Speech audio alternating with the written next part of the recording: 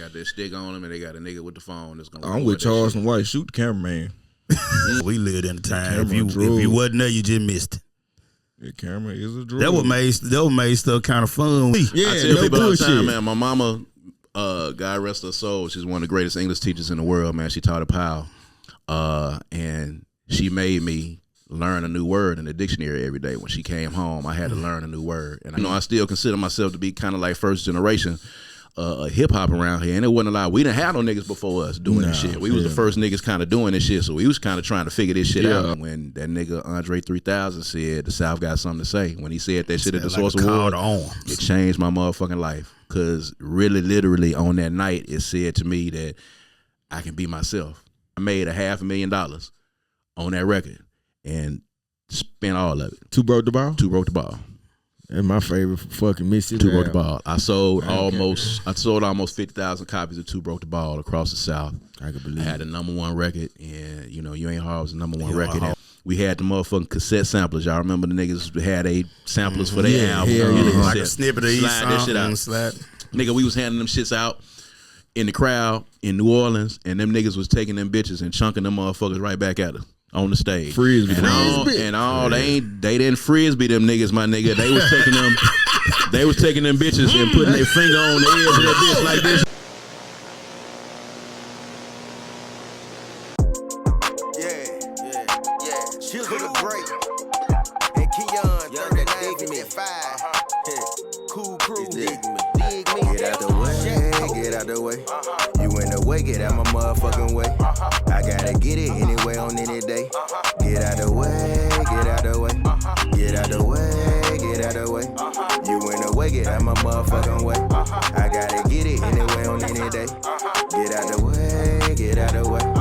If you knew where I came from, you'd get out the way. Yeah, I come from that mud, dog, like I'm Bobby Boucher. Yeah, you underlay, cause I'm the top dog like K-Dot. I will put Smith to your dome like Hancock. Shout out my nigga Red, get the money we chose. Spent the profit, the only thing Red Sea like Moses. D-rap nigga fake mob and posing. About to start exposing, detox the game like cola. System fucked up because they too controlling. I'm the great one, me and Chisel the great. No. I ain't up here neither. I'm finna go.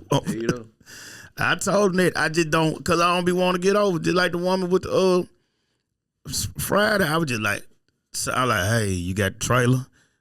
Oh, I said, I'm gonna drop the stuff out. Hey, you got the generator? We ain't checked that generator in the back. Look, man, you paid your deposit. You have not done anything I asked you to do to accommodate getting me to DJ your section at the parade. And everything, she called it. She like, hey, we gonna you keep that deposit because we didn't think this through, and you enjoy yourself. And question, can I use it for another date? Oh no, no ma'am. Deposit don't roll over. So we had a look. What you doing? Yeah, well, we had a little back and forth about that, and I told her, I sent them that little invoice generator with all the stipulations in it. But I said, ma'am, I'm gonna give you the simplest analogy I can give you. I say, if you cancel your hotel room the day of, do you gotta pay for it? She was like, yes. I say, give me that same respect. Depending on what hotel you go to. The Hilton. Yeah, the Hilton gonna get you. They give you a 48-hour grace. Trust me, I know. 48-hour grace period. And rightfully, I could have just made her pay the whole thing. And I just said, deposit number from her. I ain't gonna do you bad.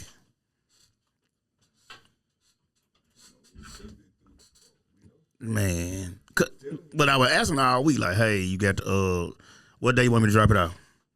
Because that I'm drop out the speakers. We can drop out the speaker. Then I just meet you up there. We unload, set up, put it back in the trailer, get it tomorrow. She ain't want to do that. She ain't working on it. Okay, I'm working on something else too. I'm working on the corner of Congress and Capitol. That's what I'm working on right now. When I tell you saved my life, Saturday, man, I know you would. I would do. When you said we doing drive-bys, I said he mean drive-by shots with liquor. We don't got a switch on us. Only switch we got is for babies. Yeah, I knew I was drunk. Yeah, we had fun. Man, we had fun, man. Yeah, man, we had fun. I don't care what nobody say. I don't be caring about the nigga. I had fun. Oh yeah, nah, Saturday wasn't that? Saturday was fun, man. We good, bro. Remove the cancer. We good. Joker just be. I don't know, man. I don't know. It was great to me. It was great. Yeah, it was cool for everybody that wasn't around what was happening, and that was thousands of motherfuckers. Thousands of niggas didn't see none of that shit or experience any of that shit. We didn't know nothing. We didn't know nothing. About nothing. I'm on my closing because when I left him, I'm like, all right, I'm finna go name faces. I had the DJ. And they were just like, TP were like, change the vibe. I'm like, change the vibe? It's 7 o'clock. Then that thing, he was like, they come out there like, slow it down. I'm like, okay, cool. I done seen a lot of fight break out over R. Kelly, but like, cool. And then that thing, they were like, it's a lock in. Whoever in, you can't, if you go out, you can't come back in. I'm like, bro, what the fuck going on? Yeah, tell me what's going on. Then I just seen people walking from 4th, like rushing that way. And then he was like, shut it down. I said, I still get paid, right? I'm here. Because I can sit in the building till my closing time. Yeah, for sure. They're like, nah, man, shut it down, man. We got your money. I was like, oh, okay. That's all I need to know. So they shut down faces early, too? Yeah, they shut down, yeah, but I don't know, bro. It must have happened after we were gone. This happened after we were gone? I went on after you left? I went on this. Remember, I left you at 7. By 8 o'clock, it happened. Oh, yeah, I was gone. I'm damn at the club, but okay, cool. I mean, that was hours after that shit. It's hours. Ain't got nothing to do with it. You talking about 7, 8 o'clock. Parade over at 2. Parade over. Yeah, at 2. If it start on time. Ain't none of that shit got shit to do with the parade. Nothing. Just niggas outside at that point. So you ought to do what they do in New Orleans and in Memphis. They like barricaded off. It barricaded off, but when it's done, you got to get off the street. You got to go inside a venue. Yeah. Or you got to leave. Mm-hmm. You can't linger. You can't walk. You can't stand outside or nothing. Well, You tell the venues that shit. Like when this shit over with, the street need to be clear. Niggas need to be walking in your shit, or they need to go. And in that case, they had capacity, so who already in there probably in there. Gotta go. And but see, cause that we went, cause this year I said, TP, I'm gonna be honest with you, we don't need no speaker outside the door. Yeah. No, I said because they gonna parlay around the door if they hear the music. Mm-hmm. Nope. And so this year we took the speaker away. Mm-hmm. So now it kind of kept the traffic clear, put the tents up so we could take the money. It was clear all the way out there. Like you said, this some around the corner shit. Mm-hmm. So it's like, and then I don't know, bro. It just be like, I'm from the dish. Y'all see each other on Valley Street, Jones Street. Y'all see each other every day. If it's up, it's really a problem. Why wait till you get around a bunch of them? Oh, but these are young niggas, though. Yeah. These ain't no niggas. Yeah, they don't. They ain't got no tag. Even y'all generation. Yeah. These young niggas is on site. They doing this shit for social media. Clicks and views. Like you said earlier, a nigga gonna record it while they doing it. That's it. They got their stick on them, and they got a nigga with the phone that's gonna. I'm with Charles and White. Shoot the cameraman. Yeah, shoot everybody involved. Shoot the cameraman first. Everybody gonna stop. Cause everybody say cameraman always leave. Camera down. The camera down, man. Yeah, y'all can stop, man. Yeah, All right, the shooting is off. The play is over, man. The play is over. Mm-hmm. Yeah, man. You gotta shoot the camera. He the most dangerous person out there. And he don't want to always leave.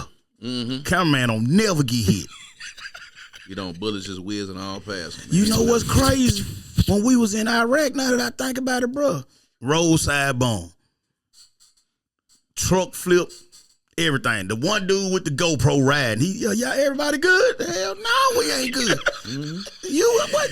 He flew up in the truck And too? he was in the turret. Oh, hell no. Like you supposed to be the most. You don't want to expose. You got to get that video, man. Man, listen, man. They gotta know it's real out there. The GoPro man gonna make it. Yeah, that's what they say. If it ain't happen on camera, it ain't happen. Mm-hmm. And that's why the word messed up now, because we lived in the time. If you drug. wasn't there, you just missed it. The camera is a drug. That what made stuff kind of fun when you could use your imagination. Like if you hear your parents talk about when they would be like my phone, you talk about how they went to the name of the game or they went to the Snooty Fox and you didn't get to go, so your imagination just was there. And you like, bro, what was this like? Or then if I explain for like 105 or Party House, back in. No, Snooty Fox, man, that shit was different. I heard. That shit just was. I heard that Shimmels was. Niggas was just parlaying. They was just in there. Niggas was parlaying. They would never know no beef. Yeah. But niggas never motherfucking on no bullshit. Now, okay, you go to Killer J. Yeah. You go to 901. You go to motherfucking spots like that. You go to Birdland. Yeah. niggas gonna get shot. Was a Crossroad like that back then? They say Crossroad wasn't there. Oh, the Crossroads was the Dynasty before it became the Crossroads. So that Dynasty was when I was on the yard. So they was doing mostly college parties, and then they was doing some blues shits on like Sundays. There. And you know, niggas are fighting the Dynasty a little bit. But that's what Hollywood. But you know, it was just niggas from the neighborhood right there. So because they are you know, it was Verdition niggas. So it wasn't really, you know, you knew what you was getting in. Yeah. Birdland, you know, a nigga was gonna get shot. Yeah. Killer J's, a nigga was gonna get shot every week. Killer J's was just lit up to a name. Yeah, nigga got shot, and you knew it was about 1, 2 o'clock when a nigga got shot, or when a nigga started shooting. Yeah, it was gonna be some shit. The niggas would fight, but it was so small. But the motherfucking security had their ass out there so fast, and they could go out, and they could go to the car, and then they gonna be popping. So you know that's gonna happen. You go to 901, it's niggas from right over there in Washington Edition over there. At the 901. And see, my granddad had dairy bar. So that's my granddad's spot. But that was just most so like your late fish place, pool table, you gonna buy your drugs up out of there or whatever, whatnot. But most of that was just like when I heard it be like, it still wasn't bad. Like, nah, it wasn't like it is. Nah, it wasn't like you was finna go when you had the motherfucking have your head on a swivel. Yeah. Like when niggas was doing some shit, it was niggas that had real shit going on. They had real shit going on. And they just ended up real in the same spot. shit going on. It wasn't no random, like we just in here to motherfucking cause some trouble. Niggas knew they was coming at a party, and that's what we here to do. Ain't nobody in here on no bullshit. Don't come in here on no bullshit. That was it. But though I tell folks they try to put on the music, I like, well, I can't really, because I grew up on 3-6. Like, I'm going to tear the club. Man. I guess got to do it. You go to the strip. Yeah. You go to JR's. Now, JR, motherfucking, he'll let niggas come in there with their pistol, but he charged niggas if they came in with their pistol. So JR charged, he'll upcharge, and you got to pay $40, $50. All the dope boys had to pay $40, $50. But that was back then, so that really was a... No, that was, yeah. Yeah, you spent some money to bring it down. But you go in JR's, and niggas would have they motherfucking y'all on the motherfucking table. Because there wasn't no bullshit, I just got one. And JR was like, I got the biggest gun in here. Oh, yeah, for sure. Niggas do some shit. This is what it's gonna be. And he had his shit out. So everybody, and it was a respect thing. Yeah, so, for sure. You know, niggas had their pistols and dope boys in there, but they respected JR, and JR would let that bitch off. And motherfuckers are like, all right, cool. So there's no motherfucking trip over there. So you could go to Stardust, and you go on the strip on JR, niggas be driving up that bitch all night long. And it would be no Stardust. I think that's what my parents met. Might be. It might be. If I can remember correctly, my daddy telling me the story about him and my uncle. I know they was in the club just... I think. What's up, baby? Well, my mom and dad went to Jim Hill together, but they first date or whatever was they first. My conception was over behind at the movie theater behind Sack and Say on the hill. It was a movie theater over there. The Dollar Theater. Yeah. Then there was one outside of Metro Mountain because we used to walk to them. That was a dollar movie outside of Metro. Yeah, That was the one right over there, yeah. Yeah, man. Behind the tire shop. Where the tire shop is now. Tire shop is, yeah, that was a dollar movie right there. So we go over there on Tuesdays and Wednesdays. And then, of course, the movie was at Metro Center, too, at the same time. Then that was the Cinema 6 one. Yep. And then the one on Meadowbrook. Yeah, Meadowbrook. And then with a motherfucking, what's that? The CVS. McRae? Right across from Piggly Wiggly on the other side of Piggly Wiggly. Where the goddamn City Gear is. City Gear, yeah. That Piggly Wiggly City Gear. City Gear, that shit was Cinema 6. All that shit was Cinema 6 up to it was a little check cashing place right on the end. With Best Walker? Was right there. Yeah, with Best Walker. So you was there when the big controversy about the Boys in the Hood playing at that movie theater, and it was like a big controversy about what was it? Boys in the Hood when it came out. It was like a issue about. I remember my mama, like my grandma was fussing at my mama about like, you ain't finna go. Well, it was see like that the two when Colors came out. When Colors came out, I heard too. Yeah, it was like that with Colors, but Cinema 6 is where everybody on the north side went because North Park wasn't really, it didn't become a thing just yet. Yeah. So, niggas was still going to Metro or something. And the Metro Cinema 6. And then, they were going to Jackson Mall a little bit, but once the Metro got there, Jackson Mall kind of went downhill. And then North Park came and took that bitch on out. But, Cinema 6, we be in that bitch Friday night going in to see the movies. Then that shit went from Cinema 6, then it went to the dollar movie. So then it was a dollar movie, and then the motherfucking movie theater over there, behind the tire shop by Cotton Bowl, that motherfucker was $1. And then the one on by the Metro Center. Yeah, then and the one like we said about Second Save on the hill, the po folk. Yeah, then the white boy went there, lost his mind and shot that motherfucker. Yeah, I was working for the Associated Press. I covered that story when the white boy went up in po folks and was shooting niggas, and that motherfucker burnt that bitch down. That was my first big story when I was working for the Associated Press. I was over there on the site. When I pulled up, I saw the nigga he had shot. The dead man was in the street. They had him covered up. The nigga was in the thing. you could hear that nigga letting off, and he was shooting niggas way up on the motherfucking overpass on 55 on 220. 220 over there. Dang. He shot a motherfucker up there, man. He had a high powered ass rifle. And then eventually when they closed in on that nigga set that bitch on fire and shot himself. And we sat down and watched that bitch burn all the way till it goddamn stopped burning. Damn, I got that motherfucker out of there. I mean, that 92. What was the whole thing behind it? He was a crazy white boy. Crazy white boy. That's it. Crazy. You know boy. them shooters was, you know what I'm saying? That was the age of niggas going up in places and just doing the mass shooting, just shooting niggas. And he went in there and just started shooting. So we We was po-folks on the spot. We was going there po-folks was it. That was my after Sunday, after church every Sunday. That was we went. Little kitty shrimp basket with the fried. They had the little peg game. You used to jump the pegs, like you know what I'm talking about. Po-folks with that the shit. had the holes in it. You had to jump over and try to get down to one peg, man. Po-folks was the shit, man. Before that shit got over there, Sack and Say was over there. Walmart closed at 9. When I was working at Jit in the Jungle, I was working in the mailroom at Jit in the Jungle. And I had to go to that Sack and Save in there, and goddamn it, the warehouse where we kept all the shit was over there behind that Sack and Save. The Sack and Save was over there. It was something else on the side of that bitch over there. On the motherfucking side, I'm forgetting. It was a Blockbuster. It was a Jit in the you say you was at the Jit in the Jungle. It was a Jit in the Jungle thing. Then you had the Sam's used to be right there. Yeah, Sam's right there too. And then you had a Blockbuster and a Blockbuster was behind and Super D. And Super D was back there. That's what it was. I got a good memory. I can remember OJ. Was it? Blockbuster was right there. You know that big that where that club, where the nigga got that club at now. The Look Shot. Yeah. Oh, okay. Look Shot Blockbuster. Okay. That's what Blockbuster was. That Blockbuster was there. Golly. Yeah, I think the only Blockbuster I remember is over there by the old, by Mac Days. Mac houses and all that. Yeah. You had a Blockbuster over there too. Blockbuster out with Bebop. Yeah. Then we had Shout out to Bebop one time. Yeah. Then come my first job with McDonald's. Blockbuster and over there where the Cinema 6 was too.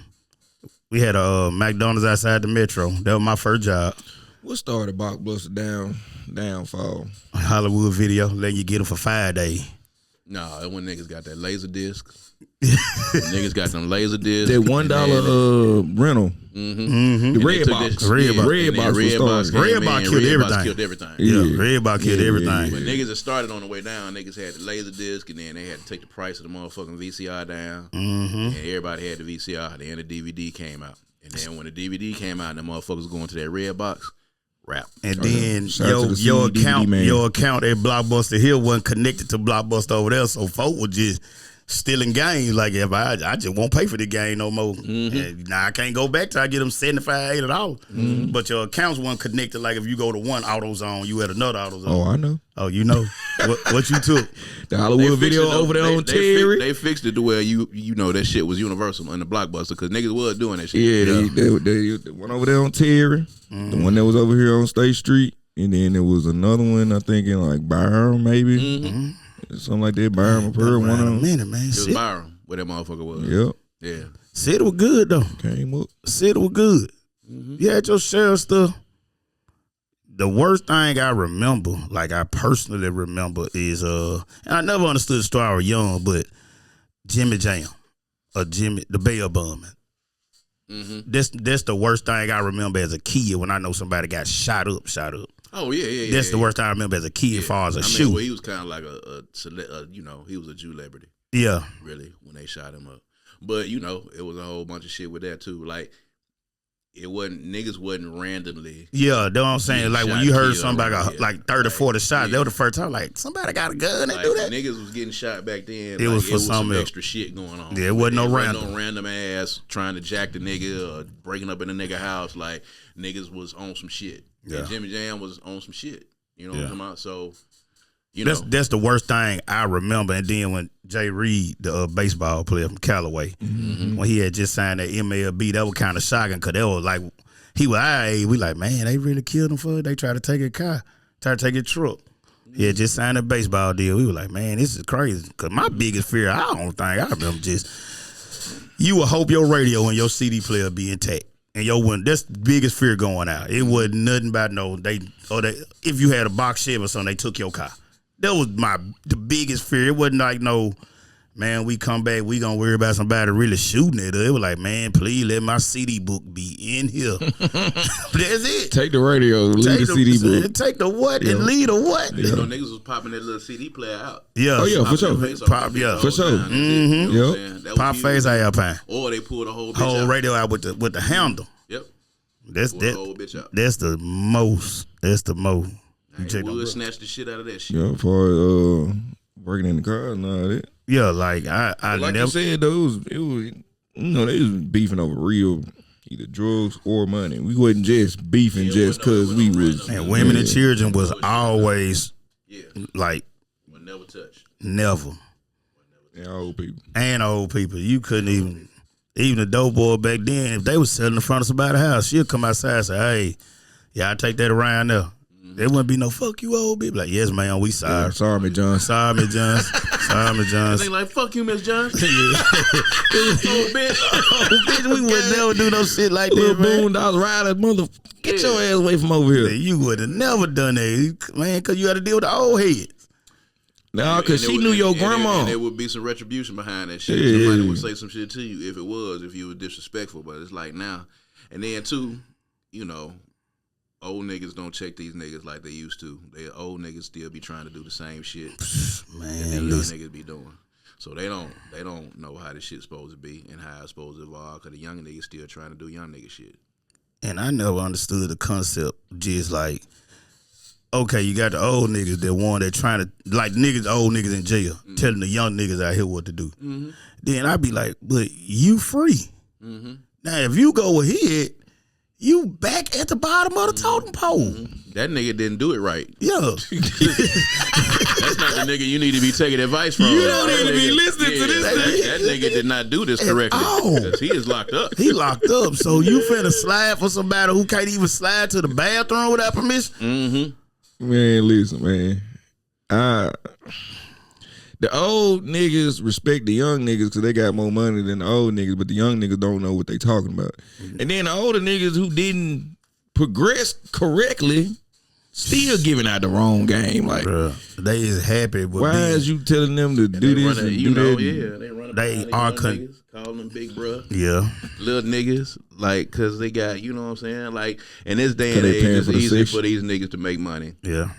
Than it was back then. It definitely is. You know what I'm saying? There's a lot of different streams and ways. It's a lot, because these are scamming niggas. Like, back then, you had motherfucking dope boys. Right. Dope boys. Or you had jackers. Yeah. Robbers. So them niggas was getting money the way they was getting. Like, now, you got these niggas that ain't got to do none of that shit. They just scamming. They scamming. They just put their phone by your debit card and be like, bro, they just tap my debit card and out. they motherfucking making money on that shit. And goddamn it, that's the motherfucking way of the world right now. It is. So they gonna make way more money and take way less chances for them to get that money. Now, if you get locked up, you know, you're going to get it. But at that point now, you know what I'm saying? Federal. Yeah. Oh, yeah, you going federal. Yeah, you going federal. But scamming shit is what's in. You know what I'm saying? Besides them, you got the scamming niggas, then you got these young niggas over here. They not getting no money. They just out here motherfucking wilding. They wild. Yeah. Or say they get money, but they don't know how to hustle. Everybody's selling dope. I think that's what one of the bigger differences is too, though, because you know when dope boys was in the 80s, 90s, I say all the way up to the early 2000s, it was only a certain amount. Mm-hmm. It was only certain people that were you like, okay, them rim, that car, that going on, okay, they selling dope. Mm-hmm. Now everybody the plug. Everybody. You was not everybody plug. got a garbage bag full of shake. You got 1 O and you ain't never flipped. Everybody got a garbage bag full of shake. You ain't never flipped nothing. You just keep buying 1 O. Like you're not doing this shit right. You add that shit up, nigga. You done made $28,000. You making what a nigga that work at Waffle House. and he probably making more. You know what I'm talking about? And that's over 6 years. Yeah, you know what I'm saying? So you done spent your whole year running from the police and goddamn it trying to motherfucking flip this little old work. Some shit you could deal with a W-2. And you done made $28,000 all together. You just had the shit in your hand at one time and make it look like it. And you done did this with that shit. You done did this 3-4 times out of the year. Nigga, you done made what that nigga that goddamn made them waffles at. Yeah, he ain't got to look over his shoulders. And he's sleeping good at night. You might as well just get a job, my nigga. Just get a job. Oh, yeah. You'll do better and you have some benefits, my nigga. Okay, come on now.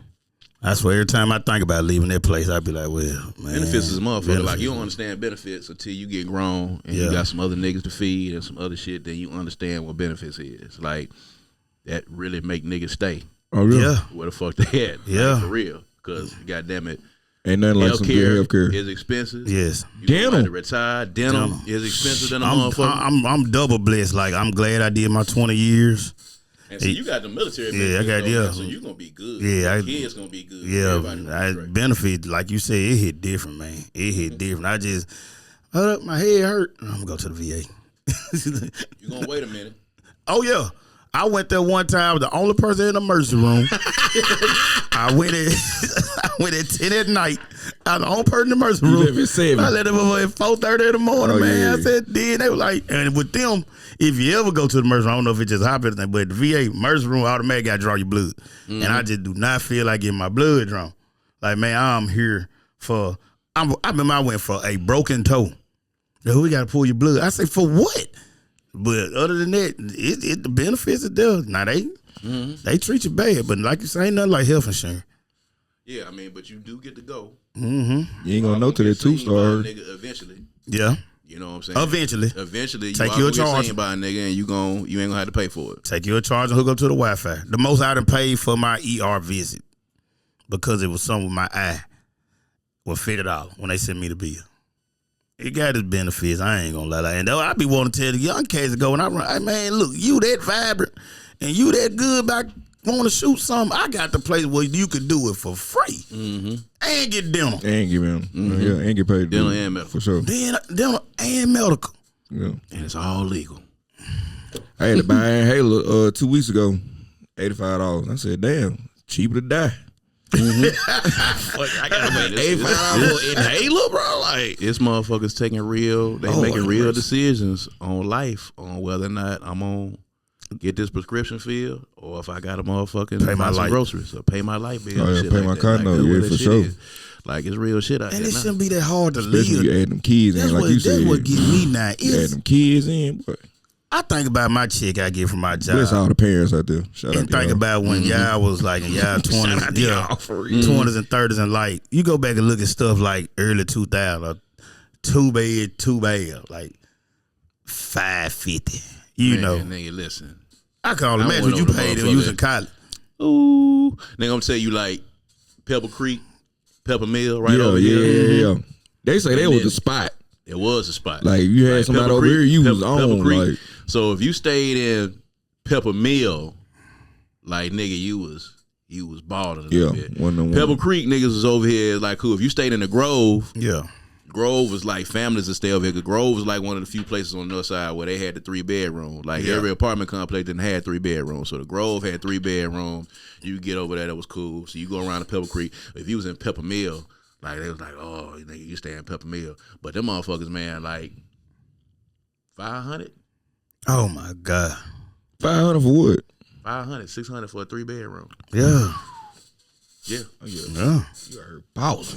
You know I ain't saying I was a hood voucher baby, man. I remember my mama got that 3-bed, 2-bath in Summer Park, boy. I thought we were, but what Summer Park behind? This one, we were the second resident there. Yeah. At the one behind Walmart on 18th. Man, we had a pool and a clubhouse. A clubhouse? Yeah. Yeah. I thought I got a clubhouse mixed up with a tree house. Yeah. I'm thinking like, oh, we got a clubhouse. Yeah, we got a clubhouse with a pool. For sure. My nigga, that shit was $500 motherfucking dollars, $600. You know what I'm saying? If you wanted some nice shit, $600 was getting you a nice, large apartment that you could go in. $600. That was the tip top. So imagine what a mortgage was for. Damn. So imagine what a mortgage was for a tip top 3-bed, 2-bath. Probably 1,000, 900,000. Like 9. Probably no, 750. 750 to 9, yeah. About 750 then. Yeah. And like in Jackson, you really ain't getting up to $1 million. Nowhere really, except maybe in some parts of Eastover. But the price of living here, the mortgages here is probably some of the lowest in the nation. That's why motherfuckers back here and retiring this motherfucker just because of how goddamn economical it is to be able to live. Because once you pay the property taxes, the rest of this shit you gonna pay $600-700 on a mortgage. Yeah, off top. That's I just seen a reel what Jerry Springer did with his 2 kids. He had like 2 the white kid and he had 2 mixed kids. And just like he said, you don't even know people got houses. He was like, I leave my kids, my first 2 kids, I leave them this in New York. But then I guess because the wife was gonna blackmail him about his outside mixed babies that he never got to see. Yeah. He was like, I leave my access, my business plans, my home. He said my outside home. Kid. Yeah. He said my home in Mississippi. I'm like, Jerry Springer got a house here. He said my home in Mississippi. Getting that money on. He said my home in Mississippi, my home in Georgia, my home in South Carolina, and all my finance, he left them to the mixed kid. Boy, you should have seen them Two-Face. But what I'm saying is, like, folk be getting houses, like you say, they be coming to Mississippi, go somewhere like Bogachill, buy like 80 acres. Yeah. Land cheap, motherfucking houses is cheap. You ain't gonna get nothing that's gonna go over $1 million unless you in a certain part of Jackson. That's it. And it's gonna be a nice house. It's gonna be some space in that bitch. Space. You go any place else, you spending 1.2. You get one of them little McMansions that they put together. Like in California or something. Like, you know, California, Houston, Dallas, Atlanta. You in them neighborhoods with the motherfucking houses where you can goddamn it reach over there. You can touch the next house right next to you. But you got that one little motherfucking garage. You really ain't got no backyard. The goddamn grass looked like they put that shit together and plotted it together. You paying 1.2, something for that shit right there. That's what you paying. The lady in Oakhurst, lady I know, she's right here. They gave her like, the lot was like $33,000 for 0.9. Nothing. That's really nothing. Yeah. She got a $350,000 house right here. And you could take a pebble and hit the person's house next door in Clinton. Yeah. And I'm to my day sitting right on top of it. I'm like, $300,000 now. What's there to do for you out here in Jackson? That's a nice house. It is. That's nice out house. north. And out north. Ain't no doubt. If you want to go out west, out south, you're gonna pay way less than that. You're gonna pay way less. And there's some nice houses out south. It really is. Some nice neighborhoods out south, because that's where a bulk of, like, well, you know what I'm saying, white folks was out south. They was out there, originally. And they moved out and black folks moved in. But, you know, some of the more affluent black folks was out there out south when the white folks moved. Yeah, Whispering Pine, Charnwood by Wingfield, all that were white. And all that. Then we used to go see the Christmas lights every year. The neighborhood is right over there by where motherfucking where the funeral home is at. By Black Chapel? Yeah, that's Blacks. Where Glen Oaks Apartments is right across from the neighborhood right up there. You go up the hill. Is it Rolling? Is it Rolling Hills? It is south or west. It's west. You know what? I know what. What's the I know West Haven. West Haven. West Haven. The neighborhood right across the street. Right across the street over there. Yeah, I know exactly what you're talking about. Before you get to the apartments. Yes. Yeah, them real nice. Yeah. A lot of older people. A lot of my church members stay over there. Old black folks. Old black folks. Yeah, stay retired, and they don't mess with nothing over there. Yeah. It's real nice over there. Even when you got across from Camelot, Wynwood and all that Terrence, all that was nice. Those are nice. Right across there too. Yep, those are nice. Camelot used to be nice. Camelot was like when we was in the yard. A lot of niggas would go stay in Camelot, but Camelot was kind of like, it was like upper scale for a nigga on the yard to stay in the yard. Now, of course, now it ain't that. But, you know, I remember when they built Camelot, the motherfuckers was moving over there. You know what I'm saying? Do you think they ever going to expand Jackson State? Oh, yeah. Like past the Black Gate with it on the side? Do you think they're going to come to my grandma's house? They going all the way apart. Where your grandma stay? In addition. I'm literally, I can walk to the outside. I'm on Florence. Yeah, they're going to come up there. And they've been trying to get it since I've been. Well, you know, they was finna do eminent domain on a lot of that shit, and then they pushed back on it because it just wasn't gonna be a good look. Yeah. Technically speaking, Jackson State was gonna try to take all that shit. The whole edition. Yeah, though, I told you they were coming. They were gonna try to take all of it, which they could technically, but it just wouldn't be a good look. So they spoke against it. But they was gonna do eminent domain. But they gonna come all the way, that whole parkway. They gonna build out on that parkway all the way to that bitch get to where the motherfucking parole officer at. You know what I'm talking about? Yeah, on Pascagoula. Yeah, on Pascagoula. They gonna build that bitch all the way out there. Yeah, they were trying. I remember I told they were the biggest thing about it was a lot of them people, like I told my granddad there about, a lot of them folks had functioning business, and most of them houses paid for. Them grandmama houses and them houses paid for. Like they were like, I was telling folks, I don't remember too much going. Like I went to the mall, stuff like that, but we had an ice house right there. We had Taylor's Candy. We had a grocery store right there on Valley. Like we had Heavy's. We just walked to everything we needed. You had we didn't have all to that shit was right there on Prentice. Yeah, and Valley. Yeah. All that shit on that side. It was a whole neighborhood. Yeah, everything was there. Grocery store. I used to walk to all them places. All that shit was right there. All that. Old Queen's Kitchen was right there with Eddie's and Ruby's and Valley Street. Like I used to walk to these places. How long Valley Street Fish House been there? Shoot. But before they even built the Palisades. Yeah. Damn. I used to think about Valley Street Fish House way back when I was in Adam Corner been running about that long too, ain't? Corner been there forever. That makes them landmarks now at that point. Historical landmarks. Historical landmarks. Yeah. And they let them stay there because they really could have took Adams Corner. Yeah. They could have. But they had to take Adams Corner. They had to take Valley Fish House. They had to take Eddie's Ruby's. Because all that shit is Jackson States. All that shit. You go to Palisades, it's Jackson States. So all that shit right there, they could have technically. Yeah, and that's what I'm saying. My grandmama street is there, like Valley, then the side. Yeah, there's Florence. With a speed bump it? Yep. That's all that. You go further down, I'm on the end closer to the practice field. Yeah, I feel that. That's why we never went in the show. I want them to expand though, but I feel what you're saying as far as like it being people houses and they been there for the whole 30 years plus and all that good stuff. And fairness, and I ain't trying to sound bad, neither. I say that if you ride through the dish and it ain't the dish and I grew up in. I don't think any place in Jackson. But what I'm saying is like they repaved it now. Yeah. But it's like most of the houses I see where all my classmates dilapidated and all that. Dilapidated trees and stuff that got over, man. I wish but then like you to hear what you said a while back,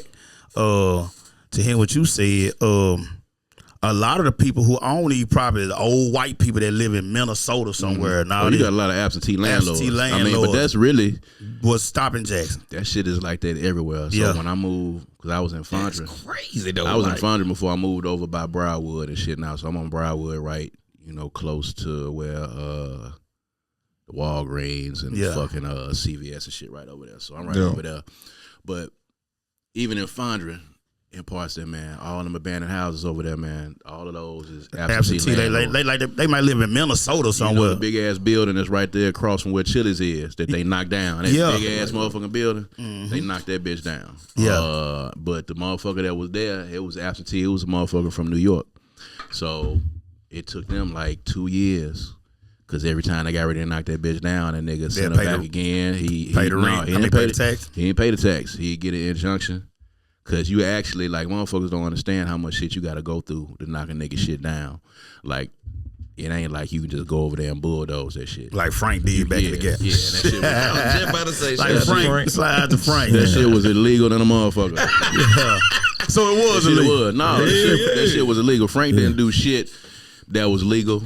Worth a damn. And that's why I tell niggas all the time. Thank you, bro. I've been saying this shit. I'm sorry I just came in. But yeah, goddamn, I be telling niggas all the time. I be hearing niggas be like, man, Frank. No, nigga, that nigga was the crime. He was the crime and he was the motherfucking confusion. All that nigga wanted to do was ride around in that goddamn wagon and disrupt the shit that the goddamn police was doing. That nigga wasn't stopping no crime. He wasn't stopping. As a matter of fact, it was flourishing. Why that nigga was here? Because he was cool with all the dope boys. That's who was at his house. And I was over there for a while because I'm going to tell you, I supported the nigga when he first got in. Right.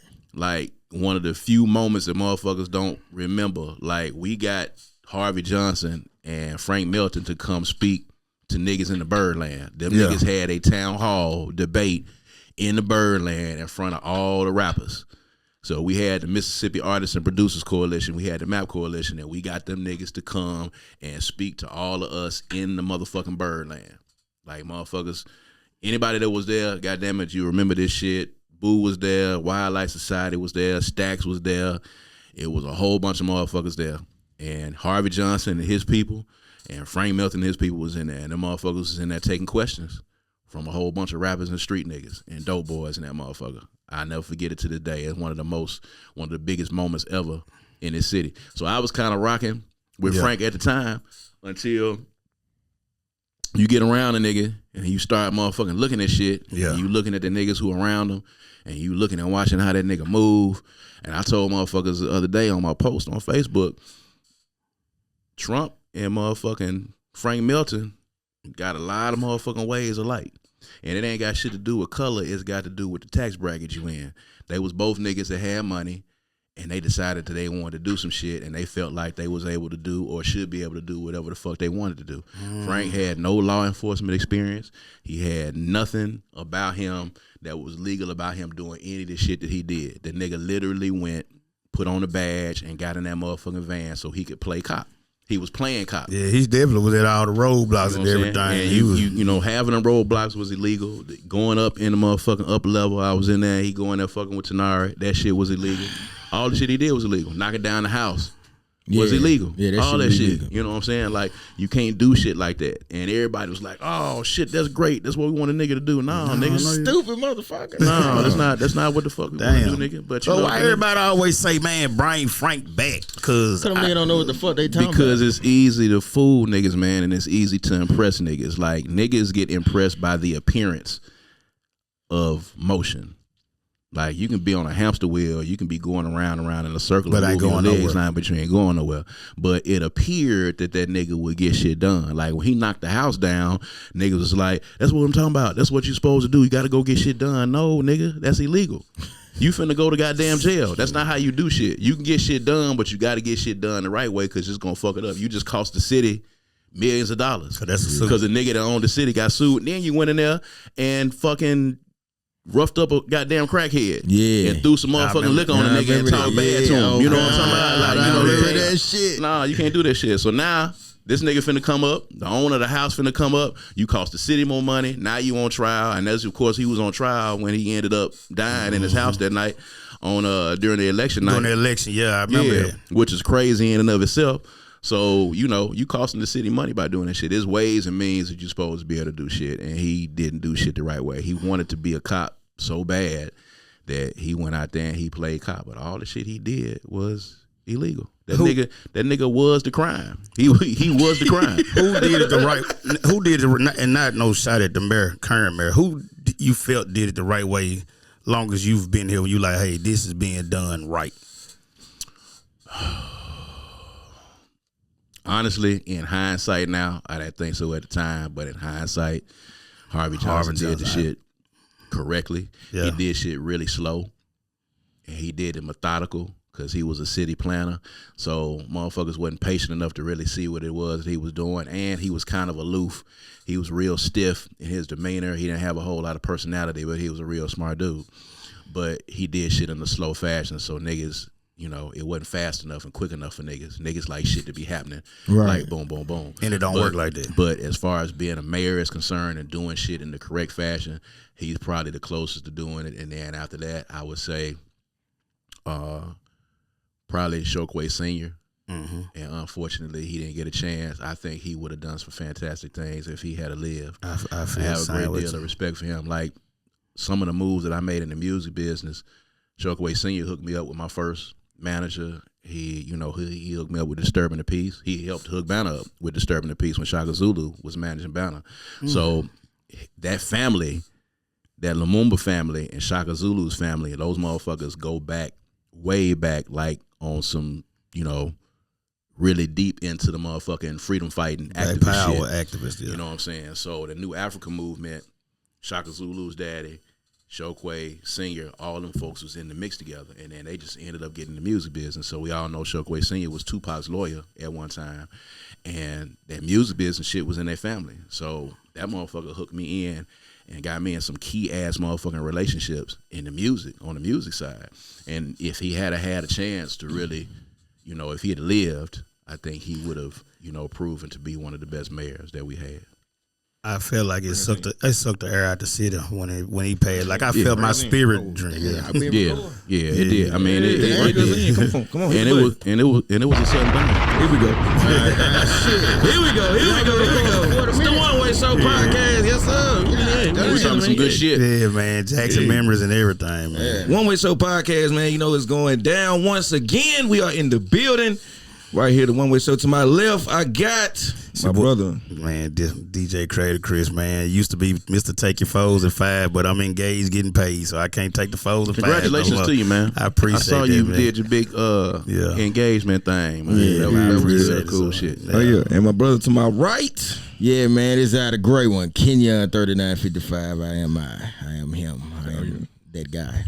And of course, it's DJ Murr 2 Cole, and it's the One Way Show. It's only one way, dog. And that's up.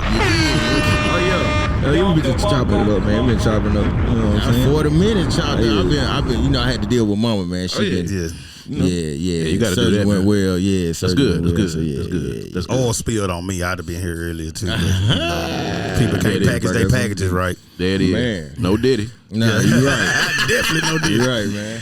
Yeah, and of course, man, we got our brother from another mother, man. The OG. If OG had a definition, it'd be right there. Yeah, his picture be right there on it, man. This ain't his first time here. This is his second time. Oh, yeah. This is my second Go time. around. I was on the other show. I was like, Right. shit, I won't be on every show y'all got in this one. Oh, yeah, for sure. yeah, For that's sure. what's up. Kamikaze is definitely in the building. What's happening? What's happening, man? My bro. Brother Wisdom, I call him. He'll read it know. post. You be like, yeah, look out. He put the commas where they supposed to be. He got semicolons. Hey, man. I'm the son of an English teacher, man. I'm the son of an English teacher. I'm an English minor, a mass comm major, a journalist. Yeah. So, grammatically, you know what I'm saying? I got to put the motherfucking commas and periods and shit where they supposed to go. I don't feel right if it ain't right. He used a semicolon right one time. See, that's why he rap the way he do. Now I realize that's why he rap the way he do. Yeah. Like 50 Cent talk the shit he talk because he a Golden Glove. Yeah. It's like this nigga can rap the way he rap because this nigga is a grammatical ass science. He rap like he made a 36. He rap like a 36 on the ACT. Yeah, I tell no people all the bullshit. time, man. My mama, God rest her soul, she's one of the greatest English teachers in the world, man. She taught at Powell, and she made me learn a new word in the dictionary every day. When she came home, I had to learn a new word, and I had to know how to spell it, and I had to know how to pronounce it, and I had to know how to use it in the sentence. So I had to get a new word in the dictionary every motherfucking day. So you know how many words in the dictionary? So I had to go through, and I had to find some shit, and that shit built my vocabulary up like really, really early. So by the time I got to the 5th, 6th grade, that's just that repetition over and over again. You know what I'm saying? She drilled it in me, you know what I'm saying? For me to be able to have this vast vocabulary, knowing how to spell is important grammatically. Like I was diagramming the fuck out of sentences in English and shit. I was motherfucking doing all that shit. You know what I'm talking about? So, that preposition phrases that and shit everything. went across when I started rapping. That's what that shit went across to. You know what I'm saying? So that comes from her helping me to expand my vocabulary, man. So all that shit just stuck with me. That was some shit that just got embedded in me, and it was just in me to motherfucking do that shit. So when I started writing, that's how that motherfucking shit came out. So shouts out to mom for doing that shit. Oh yeah, shout out. How did she feel when she was like, my smart baby want to rap? When She was cool with it, man. My pops was real pissed off. My pops was retired military. Oh yeah. And he worked for the state for 40 years. So everything that nigga did, he did it and did it a long ass motherfucking time. Like he was consistent. So his work ethic was like crazy. Like when that nigga retired from the state, I think the nigga had like maybe 2.5, maybe 3 years worth of sick leave that he had. Nigga never took off. Like when he took off like when he couldn't physically stand up, or he had a fever that was so bad he couldn't move, and the motherfuckers would have to send him home. And he working a desk job. So that nigga went to work every day. He was just, he was a country boy. He grew up in Crystal Springs. You know what I'm saying? He got older siblings and parents that pick cotton. You know what I'm saying? So that nigga got a work ethic that was motherfucking out of this world. So when I told him that I was gonna leave this good job when I was working at the Associated Press, and I was telling y'all about that, like I was working, at the pinnacle in the journalism field. I was working at AP, which is where motherfuckers work to get to. And I told him I'm finna quit that shit and I'm finna rap. And that nigga wasn't too happy about that shit. He was pissed because he didn't really understand. He just didn't understand it. My mother was like, baby, do what you want to do. Cool. You know what I'm saying? Whatever. Just make sure that, you taking care of yourself.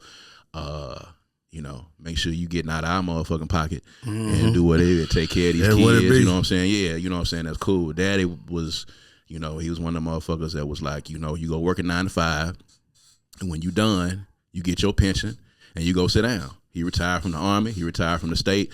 You work a job until that bitch over with. You get your retirement. and then you go sit down. That's how that nigga was. You know what I'm saying? So that was his shit. So he didn't understand the concept of this rap shit. He didn't understand none of that shit. Now, it was new at the time too. I mean, kind of, sort of at the time, yeah. So by this time, this was 96, 97. I had moved to Atlanta working for the AP at the time. I was covering the Olympics over there when the Olympics first got to Atlanta. So, shit was kind of wishy-washy. So he was a little salty at first and shit, and I was going back and forth. But then the nigga started kind of seeing shit pop.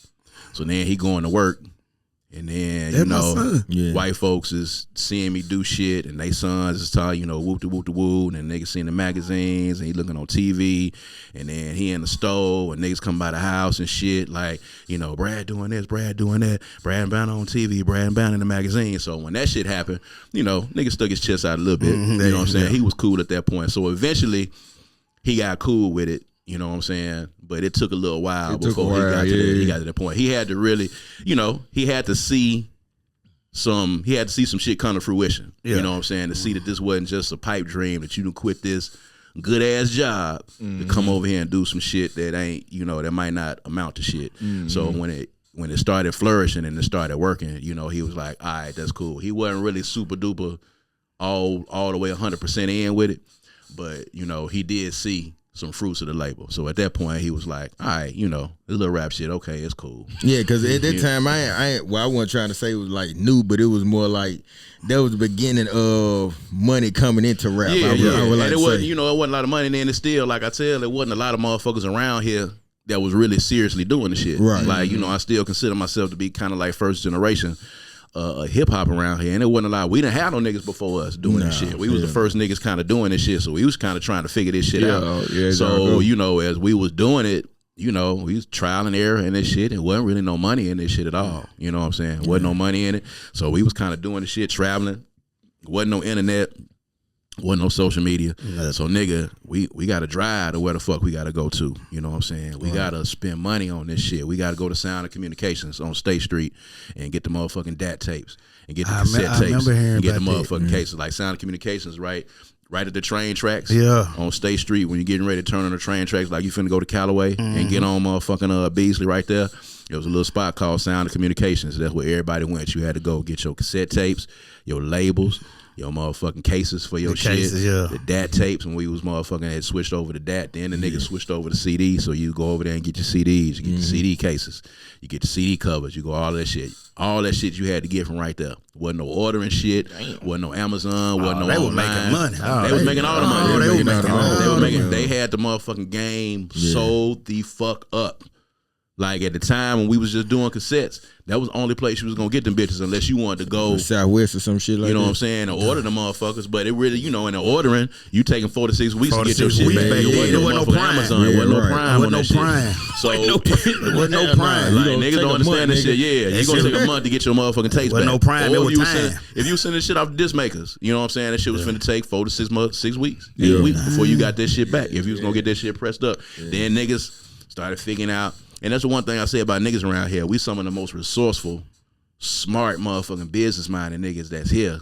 Like, niggas learn, they went and found the motherfucking CD burners, CD towers. Motherfuckers figured out how to goddamn get the heat press, the press on the CDs. Motherfuckers figured out how to duplicate the motherfucking tapes. All that motherfucking shit. So then motherfuckers started, you know what I'm saying, Fat Pat with World Records over there. That motherfucker started goddamn making copies of motherfucking tapes and doing the CDs over there, doing your shit. Drama had a heat press. Prep Cashmere, he had a heat press, so he was printing on the motherfucking CDs. And then niggas started doing that shit all around town. So then we didn't have to send off of that shit. We'll go over there and let Fat Pat go over there. We'll fucking burn the CDs. Drama press them bitches up, you know what I'm saying? And we'll go get the motherfucking cases from Sound and Communications, and we'll motherfucking box them shits up. Our motherfucking self. Yeah. And if you got real fancy with the shit, you went on and ordered you a little shrink wrap, and you shrink wrapped them bitches. So we were doing that shit too. So we had to do all that. You know what I'm talking about? So really, it was doing everything. Yeah, it was early in the game, and if we had learned how to motherfucking really monetize that shit, if we had learned to do what the niggas in Houston learned to do, to make the money off the shit, we probably could have popped even before they was. Because I tell motherfuckers all the time, like, shit was happening around us, but niggas here knew how to get money, and they knew how to motherfucking, because Too Black, Too Strong, all them niggas was making mixtapes and shit before I'd even heard a screw of them niggas over there. Niggas just didn't know how to motherfucking monetize that shit. You know what I'm saying? They was making it. They ain't really know, you know what I'm saying? When you hear the stories about Screw at his store and motherfuckers going over there paying $20 a pop for them to get the motherfucking mixtapes and shit. Too Black, Too Strong, and them niggas Tony B and motherfucking and that crew, they was doing that shit like before motherfuckers was really motherfucking getting into it. So they was trying to figure that shit out, and it just, you look up, next thing you know, Screw and them doing the shit over there. and that's how the shit just blew up.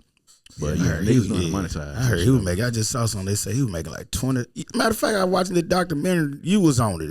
It's an old one. The Dirty States. Dirty States of America. I was just watching that earlier this week. And you know, talking about how Screw was making like 20,000 a week. Yeah, the motherfuckers. And the Fed busted. I thought he had dope. Yeah, that nigga had this shit wrapped around his motherfucking house. Yeah, he had a line wrapped around the block. He wasn't doing shit but duplicating them tapes, and he was using the best motherfucking tape that they had. That motherfucking great tape, and it was like the 90 minutes on each side, everything, the metallic ones. Yeah, and he was putting them shits on that, man. The motherfuckers was paying $20 a pop for that shit. Easy peasy. Like you think about it now, like that's all the fuck we had to do, really. Yeah. I just was watching it. I saw you. I said, damn, that go. Man, the Dirty States was popping, man. We was on that shit, yeah. Cause you know I'm dirty South Bass. I can't stand. I'm getting over it. I had like this inner hatred for the East Coast. When they booed, I mean, I think everybody did. So when I saw them, I'm like, yeah, fuck them niggas. Yeah, for real. I just let it go like 2 years ago. Yeah, I mean, see and a lot of niggas don't know, like before Outkast, before Ghetto Boys and shit, before we really had some niggas to really look at. You ain't had nobody but the East Coast niggas to look up to. That's who the fuck we was listening to. We was listening to Wu-Tang. We was listening to motherfucking Mobb Deep. We was listening to Tribe Called Quest. We was listening to Native Tongues, De La Soul. And them motherfuckers was jamming to me. I ain't gonna sit here and motherfucking begrudge them, but that's all we had to listen to because we didn't have anybody that was down here doing the shit that we was doing. And I tell motherfuckers all the time when that nigga Andre 3000 said the South got something to say. When he said that shit at the Source Award, it changed my motherfucking life. Cause really, literally on that night, it said to me that I can be myself, and I ain't got to try to rap like these niggas to get on. Cause at the time, all the labels was in New York. Yeah, for sure. You know, if you was a nigga from the South, you know, and A&Rs will tell you this shit. And I said this shit on Dirty States and other places. Like when motherfuckers would tell us when me and Banner got signed, A&Rs would tell us like, man, when we got a package that had Mississippi on that bitch, we put that bitch in the garbage. Damn, we ain't listen to it. And we go in their office, and you look over in the corner of the motherfucking demos that they did keep, and they had a stack of motherfucking envelopes up to your goddamn head, sitting down from the floor all the way up here that they was listening to. If that shit had Mississippi, Alabama on the motherfucking postmark, they was like, man, we chunked that shit in the motherfucking trash, man.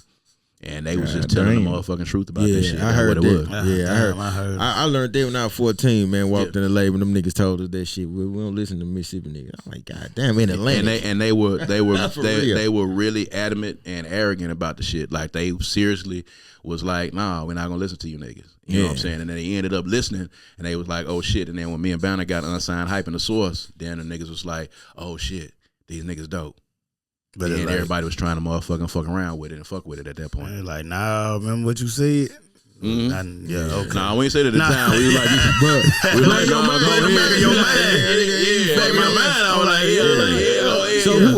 ahead. So what was the label that really just was like, you know what, I'm gonna bet the money on y'all? That was Penalty. That was a label at the time that Noriega was on. We was on Penalty / Tommy Boy. So we was on a label with Capone and Noriega. We was on a label. KRS-One was on there at one time. KRS-One wasn't on there. We was on there with Tommy Boy, De La Soul, Naughty by Nature. Dayton Family was on that bitch.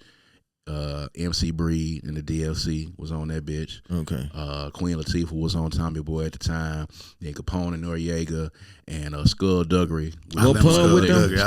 Skullduggery. I remember Skullduggery. P was so motherfucking slick with it. Like he had niggas from No Limit, but he had niggas from No Limit signed to other motherfucking labels all over the country. So like No Limit was the label, but Skullduggery was on Penalty and Tommy Boy. So he had them niggas giving him a budget to spend on his motherfuckers already that he had already done full albums on. So by the time they was giving him money for them niggas, he was just taking that motherfucking money and putting it into marketing and pushing all the rest of the motherfuckers, man. The nigga was a genius. So Payne was a genius for real. Yeah, with how he was doing that shit. So Skullduggery was on the label with us at the time, Capone and Noriega. So, you know, all them motherfuckers. And, you know, it's two niggas from Mississippi on this motherfucker. You know what I'm saying? We was really the only Southern motherfuckers on there. And, you know, it was a good experience. We learned the label experience. We learned, you know, how quickly you can get fucked over. Right. We learned how quickly you can become an afterthought, you know what I'm saying? And we also learned the business. We learned about budgets. We learned about recording albums. We learned about where the money is spent. We learned about, you know, every motherfucking lunch that you order every drink, every fucking thing, all that shit is charged back to you. You know, you get in the motherfucking studio at the time, and they got the studio got this menu, and you order your food and shit, and you think you just motherfucking living the life, and you in the hotels and shit, and we staying in the DoubleTree in Manhattan, right in Times Square, going out looking at shit that we had only looked at before on TV. Yeah. You know what I'm saying? All that shit getting charged back. All that shit getting charged on our account. All that shit is recoupable. All that shit at the end of the day. So we learned a whole lot business-wise. That's why, you know, I try to impart that to other motherfuckers because, you know, I was there. I had all this shit happen. Right. I got robbed of money. I had a manager that fucked us over for money. I had a label to fuck us over. You know, we went through a whole lot of shit. You know what I'm saying? We went through money. I went through advanced money like it wasn't shit. You know what I'm saying? It didn't save, didn't do no smart shit. You know what I'm saying? Thinking that shit was gonna keep coming, and it don't keep coming. Yeah. You know what I'm saying? Well, I was gonna ask you. While I was watching Drink Champs, and Norris said that he helped with you in Banner's first, I guess, advancement. I guess. Mm-hmm. How did that come about? That nigga was gonna give us some of his budget, and I'm gonna tell you how the shit was, because they didn't really have a lot of faith in these two niggas from Mississippi. They liked us. We had, you know, we had something. We had the song with Noriega. And by the way, I tell motherfuckers all the time, Noriega foresaw what was finna happen with the South before everybody else did. And I heard people say that. I heard some people say that. And he said it in the Drink Champs interview, like the nigga saw the wave. He saw the wave that was coming. And he was like, I want to get on these record with these niggas. And that's how he ended up on Firewater, because he was like, I want to get on this record with these niggas. I want to rap like these niggas is rapping. And he got on the motherfucking song. He had heard the Pimp C record. And he was like, I want to fuck with these niggas. And the nigga came to the studio that night, man. I had one of the funnest times I ever had. You know, Noriega was in there. Niggas from the label was in there. And the motherfucker cut the record, and we put the motherfucking record out. So Noriega was finna come out with the Super Thug shit at the time. Yeah. And they was finna put all their motherfucking shit behind the Super Thug shit. And our shit had just came out. Album came out. Gray Skies is out. The singles was out. Now the Pimp C jump was doing super well. So we was down south doing shows and shit. We was making money doing a little shit. We ain't shooting no video or nothing. So we trying to get to this next step. So Noriega was like, you know, he offered some of his budget. Because the nigga's budget, his budget was millions of dollars. Our budget was some pennies. Yeah. So Noriega was going to offer us some of his budget. Like, get these niggas some of my budget, shoot them a video. Let's shoot a video for this song, because the song was originally supposed to be the lead single for that movie Black Mask with Jet Li. Yeah. Damn. Yeah. So Firewater is on the soundtrack. If you got the soundtrack to Black Mask, Firewater is on the Jet Li on that soundtrack. So Black Mask was originally supposed to be, we were supposed to drop Firewater. Firewater was supposed to be the lead single for the Black Mask movie. We were supposed to go to motherfucking China and shoot a video. And shoot the motherfucking video. Oh, man. And Noriega was like, get these niggas some of my budget, man. You know what I'm saying? Chip some of my shit off. And it was like, you know, he had so much. He was like, just chip the shit off and give it to these niggas. And the label was like, nah, you ain't gonna do that. And at the time, you not understanding, like, already, they done already checked out and checked us off the list. Like, we finna motherfucking put these niggas on the shelf already. So that decision had already been made. So he offered that money. They was like, nah, they turned it down. So all that shit didn't really happen. So we ended up just being on the soundtrack. But, you know, that was supposed to be, we were supposed to shoot a video for that shit with clips of the movie and the whole shit in there. We had a meeting. All that shit happened where we was gonna motherfucking do this shit. They was like, yeah, this is what the fuck we was gonna do. And then the shit didn't end up happening. But to this day, Noriega is the homie. Yeah. With all the good shit that he doing, man. But he fucks with Crooked Letters tough. He fucked with us then. And, you know, he's always been an ally and a friend to us, man. But yeah, he tried to give us some of that bread, man. Yeah, he stay shouting y'all out though. Yeah, mentally, what did that do to you? Depression? Why did you depression? It was tough, man. I tell motherfuckers all the time, like, it took me a while. Yeah. You know what I'm saying? Because at the time, it's not like it is now. We did not have an independent mentality. You know what I'm saying? I tell people all the time, you know, we dropped that album. Gray Skies is before its time. I feel like we dropped it probably 20 years before we should have dropped that bitch. Because if we had we could have pushed this bitch independently now, and we could be doing fantastic things with it. But at the time, you had to have a label mentality. Like, the only way we was gonna get this shit out here is you had to be signed. Yeah. So, you know, that was the way you had to get your shit out there. So you from Jackson, Mississippi, Motherfuckers done seen you on TV. They done heard you on the radio. Still got 2 songs playing in rotation. We one of the few niggas ever in the history of the city that ever had 2 songs in rotation. We had Firewater and Get Crunk at the top of the motherfucking top 8 at 8 on JMI every night. So we around the state, still motherfucking doing shows and shit. But, you know, I just had a kid, and I had 2 kids at the time. You know what I'm saying? I had bills and shit. Banner had bills. Shit wasn't motherfucking, the math wasn't mathing. The advance, it got spent up. And, you know, you in Jackson, dog. These niggas have seen you do all of this shit. And in my mind, when I first got signed, I was like, this is it. When I get signed, this is it. It's finna be over. I'm gonna be a superstar. Right. You don't even think. Right. You don't even think about anything else happening outside of that. That's true. So when the shit ended and it looked up and all the money was gone, and then the label stopped answering phone calls, stopped answering emails. We had to give it Wendy Day, and Wendy Day had to get us out of our deal and all that shit. And then you back at square one again. Damn. You ain't got no label. You ain't got shit happening. And now I know exactly what the fuck to do if that was the case. Yeah. Then I ain't had no idea what to do then at the point. So we was trying to figure it out because everything went through the label system. Now all we would have had to do is get in the studio, Banner would have banged some beats out. We could have put another motherfucking record out and finance the shit ourselves, which is what Slim Thug taught us to do. When we went through Houston on our promo run, the niggas in Houston was giving us the game. Like I was telling you from the beginning, they was like, "This is how the fuck to do this shit." That's what I ended up doing with my solo record. Yeah. When I put my solo record out, that's where I made the most money in my entire life. Too broke to borrow? Fucked off every motherfucking cent of that bread. I made $500,000 on that record and spent all of it. Too broke to borrow? Too broke to borrow. And my favorite fucking Mississippi. Too Broke the Ball. I sold almost 50,000 copies of Too Broke the Ball across the South. I can believe I had a #1 record, and you know, You Ain't Hard was the #1 record in 3-4 states. Oh God. I was on the road. I was going to motherfucking Bebop, and I was checking all this bread myself, doing all consignment. I'm going to all the Bebops, checking money. Going to Sound of Sound, checking money. I'm going to every independent record shop in the South, and you got to drive to these bitches. Ain't no calling, ain't none of this shit. So I'm going to all these shops. I'm checking bread at all these motherfucking spots, going up to pick my shit up, dropping off my product, coming back to get my check. Add all that shit up at the end of the day, man. I sold close to 50,000 copies, had close to motherfucking $500,000 that I made over time on that shit. Put a lot of that shit back into the product, shot videos, traveled, paid niggas that I shouldn't have had to pay. Right. Had niggas with me that I motherfucking wasted money on, all that shit, fucking off, doing the same shit again, thinking, this shit gonna keep rolling. Yeah. And fucked all that motherfucking shit off again. Had moved, you know what I'm saying? Moved me and my old lady at the time, my wife now, but moved us out the motherfucking apartment we was in on First Avenue. We was in the projects and shit, moved us out from over there. I had this gold ass Malibu station wagon, went and bought a motherfucking truck. All that shit. Moved to Peppermill. I'm telling y'all. Moved to Peppermill. So I got that bread, moved to Peppermill, had that shit. Moved on up, had that shit. I'm checking like easy on easy weeks, man. I'm getting 2-3 stacks a week. Thursday, Friday,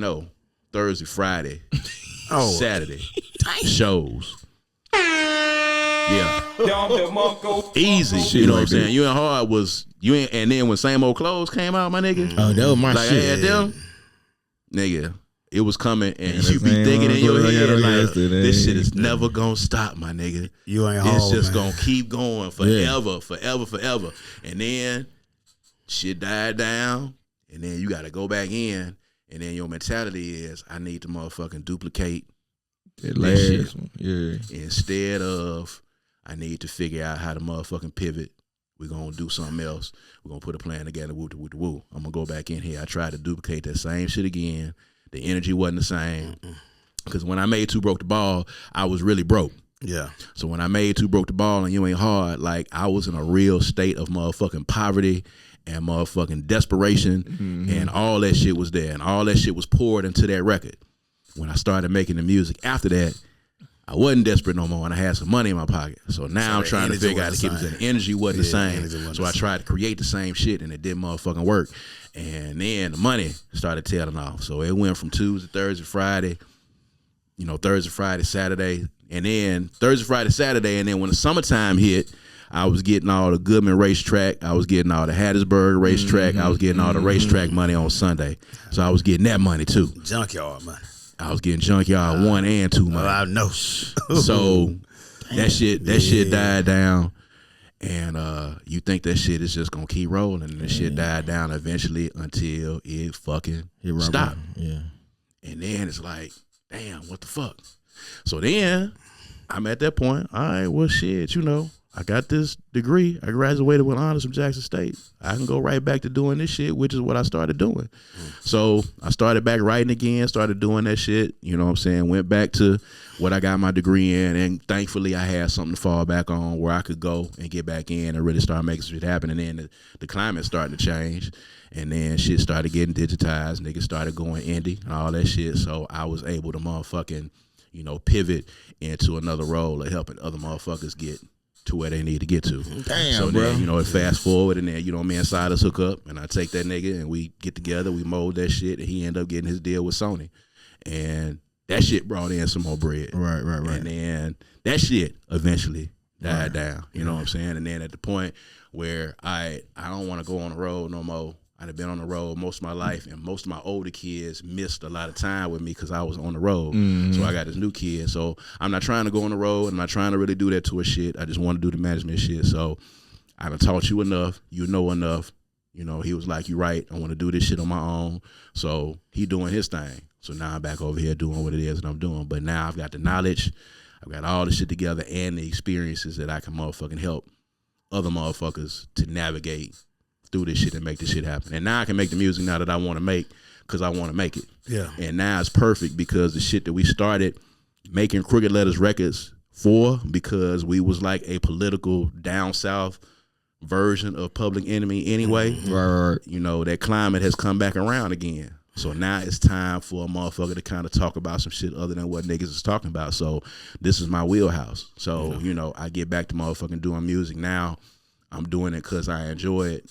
And I want to do it, and I can take my time doing it. And it's a lot easier to do it because I can go hook up with Kel, call him, go get some shit. We gonna knock this shit out. I can put that shit right up on motherfucking Spotify. Right. Yeah. I ain't got to go through the same road I had to go through before to do the same shit. So it's a much different road, man. So that's the evolution of this shit, man. That's how this shit works. Man, I want to goddamn apologize to your ass as a young nigga because my ass gave you too much pressure. I'm like, listen, when I heard wore the same old clothes I had on that shit.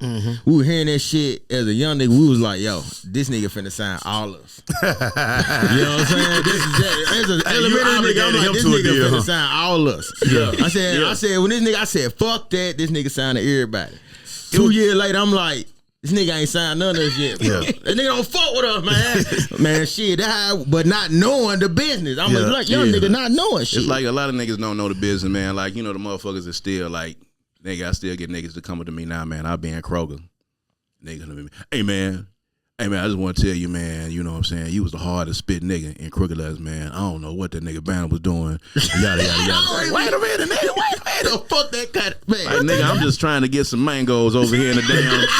I'm just trying to get some fruit out of here, my nigga. You know what I'm saying? Like, yeah, but you know what I'm saying? You're going to have to go ahead and let that go, my nigga. You think that's bad? Yeah.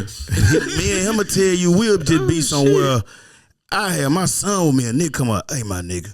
Like, real shit, you couldn't have played my song Saturday night, bruh. I said, bruh, I'm trying to check out with my child. Yeah. I'm just saying, bro, the shit was good, man. Like, I feel where you come from. My nigga, let me get this bread in the bag first, my nigga. Let me go. I'm just trying to go to the goddamn house. But niggas be taking that shit personal. Yeah. And like I tell niggas, like, you don't understand what niggas is going through. Yeah. And like when Banner was doing the shit that he was doing, like I was there and I could see, like, niggas don't have they self straight. Yeah. So they not in a position to get you straight. Because niggas still trying to motherfucking get they self straight. Like, he really, literally right now, he just now getting himself straight. Yeah. You know what I'm saying? After all this time, like, for real. Yeah. Like, you know, shit is kicking on all cylinders. Yeah. You know what I'm saying? Like, in all kind of different fields and shit now. Because you got to diversify yourself now.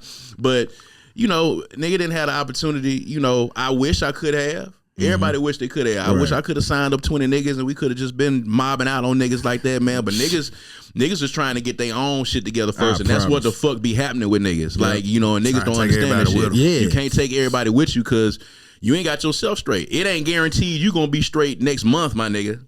That's the way that shit is. You know what I'm talking about? So you gotta goddamn get yourself straight and get yourself in a position. Like the niggas that I hear had these conversations, I heard Kevin Hart talking about this shit and a lot of other people. Like, it take time for you to get to a point where you straight enough for you to be able to motherfucking put everybody people that deserve to be put on. People that deserve to be put on. Yeah. It takes some time for you to put niggas in a position to win, but you also, you know, got to make sure it's not going to hurt you at the end of the day. You got to put them in a position to win, to where they going to win and stay winning. Yeah. Not take the shit and fuck it off and then be right back in your pocket again. So that takes some time. Then you got to figure out who the right nigga is to be able to do the shit. Then you might have to get rid of some niggas. Then you might have to add some niggas on. Like, it's a lot of shit. So niggas is always talking about what niggas should do.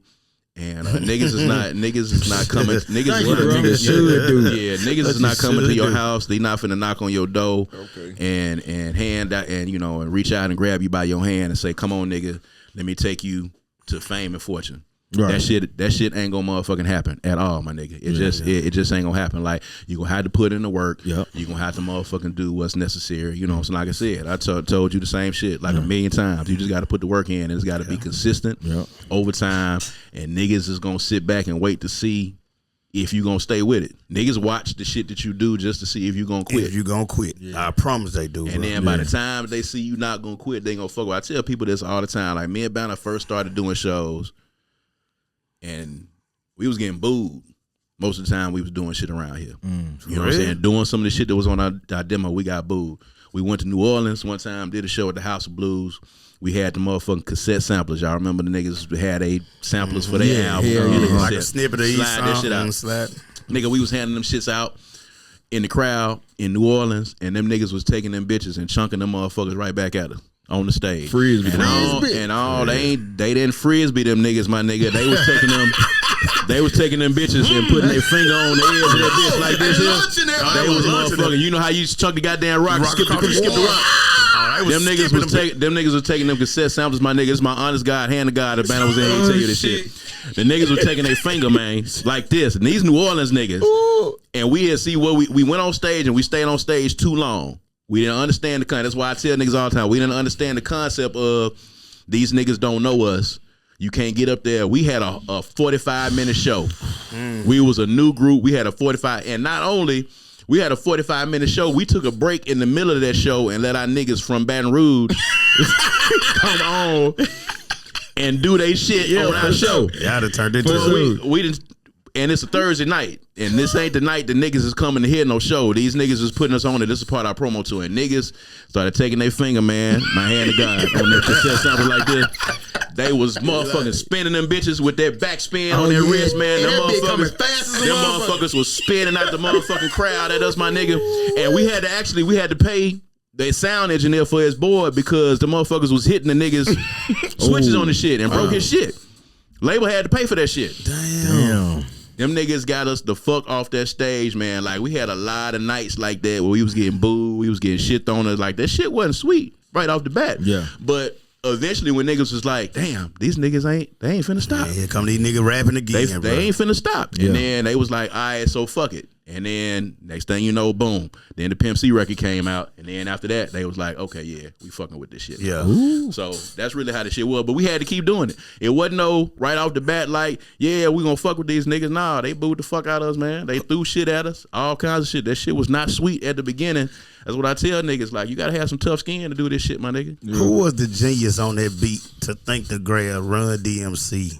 Oh, Chad did it. The Honorable Pimp C. So Pimp was the genius on that beat. We went to that nigga. We got so many stories, man. So we went to Pimp C's house in Atlanta. He was staying in Atlanta. We went to Pimp C's house. He didn't let a lot of motherfuckers come to his house, but we came to his crib and we was doing the pre-production on the song before we laid it. And we sat there and we talked for a little minute, man, and we was talking shit, you know, whoop de whoop de woo, whoop de whoop de woo. Then this nigga Pimp got to talking, and that nigga did not like 8 Ball. So he got to talking about 8 Ball. Damn. And the nigga was like, 8 Ball had this song on his album, you know, that Lost album that he had, the solo record. He had a song on there, and he said he was talking about a nigga named C that sell dope, my homeboy's girlfriend. And Pimp C had heard that song, and he was like, y'all like that nigga? So me and Banner sitting up there, he was looking at that, he said, y'all like that nigga? And we ain't say shit. And the nigga was like, well, I don't give a fuck if y'all don't like that nigga. Fuck that nigga. He got a song. It's called, he talking about a nigga named C that sell dope from Texas. Nigga, that's me. He talking about me. And we was like, hey, my nigga, you know what I'm saying? We just trying to motherfucking do this song, my nigga. I don't know. Cause we fuck with them niggas. We want to do a song with them niggas too. I don't know, my nigga. So he was like, and then he started playing. And nigga was an amazing musician. Like motherfucker, he got on the motherfucking keyboard. He started playing the motherfucking rock box. He was like, I got this idea. And that Banner must have hauled off and said, hey man, don't Tila have that same beat? Tila got that same type little riff on it.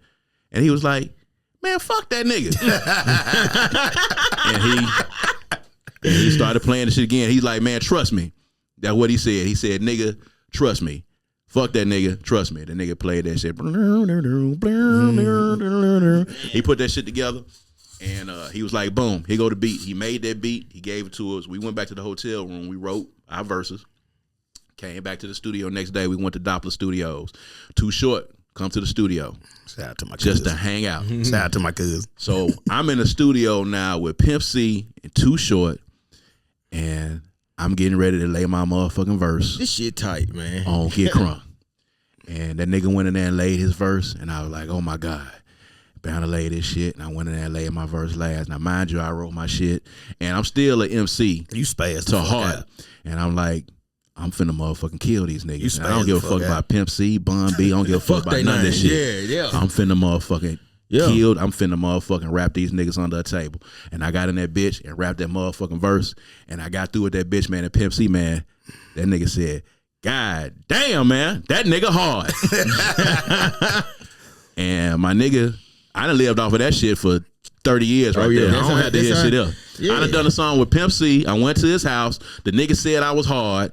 That's all it Too Short was in the studio. Man. You can't really tell me shit else. I'm him. Let me ask you on God. I'm him. Let me ask you this though. Have you ever by you being in, have you ever fell into a session? Not you ain't had to be on a song or nothing, but have you fell into somebody's session that record that blew the fuck up? Like you knew this motherfucker was finna pop as soon as you heard, you just fell into the session, boom. Oh, let me think. That happened in Atlanta a whole lot. I was in, some sessions with Cool Breeze from the Dungeon family. Oh, and he had Watch for the Hook. You were there when they recorded that shit? A little bit of it. Not all them niggas. He was doing his shit. Damn. It's a lot of motherfuckers, man. It was all over there with, man, in the studio with. A lot of this shit was in Atlanta. Right. Man, you got the one that stick out to you, just. That's really my main one because I was really it wasn't really Cool Breeze. Big motherfucker, but I was a real Dungeon Family fan. Right. And I had some real good Cool Breeze was a nigga that told me Atlanta niggas would steal your shit. I remember you said something because somebody stole his shit. Yeah. So Cool Breeze was a nigga said, man, you gotta watch these Atlanta niggas, man. They'll steal your shit, and that shit stuck with me all that time, and they will steal your shit. Yeah. And he told the motherfucking truth about shit, and that shit. That's why that shit really stuck with me, really more so than anything. I'm trying to see if it's some New York nigga. No, it ain't nobody that really some shit that popped. I done been in studio sessions, but nothing that really popped outside of that song. But I was in a whole lot of sessions with New York niggas. Watch the Hook though. And with Atlanta niggas. But man, you rap with Pimp C, and Pimp C told you hard. He said I was hard. That's it.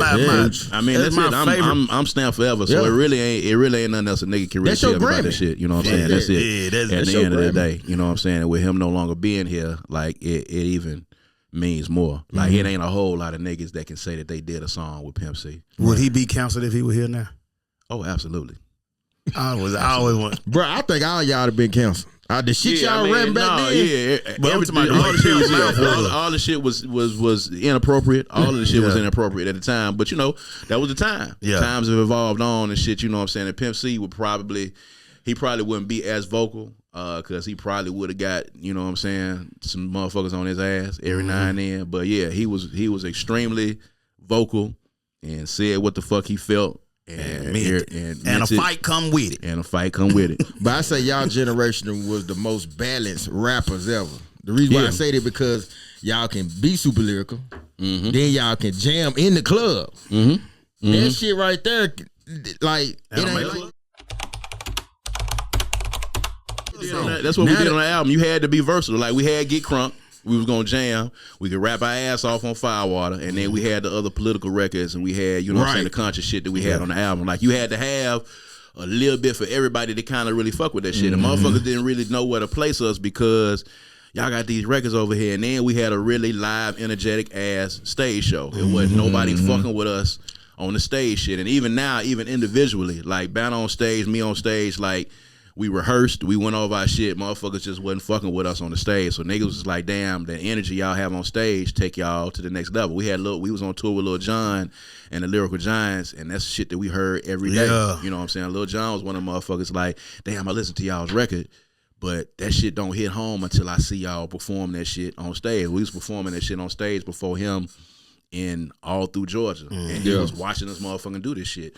So this is when he was starting out as an A&R at So Def, and going into the point of him starting to do the Who You With record, and then turning into the motherfucker that he turned into. But, you know, that's another motherfucker that supported us through a whole lot of shit. You know what I'm saying? From the very beginning with Lil Jon. So, you know, that was dope. But, you know, we had a complete package, I feel, at the time. I just feel like, you know, we was just ahead of our time, man.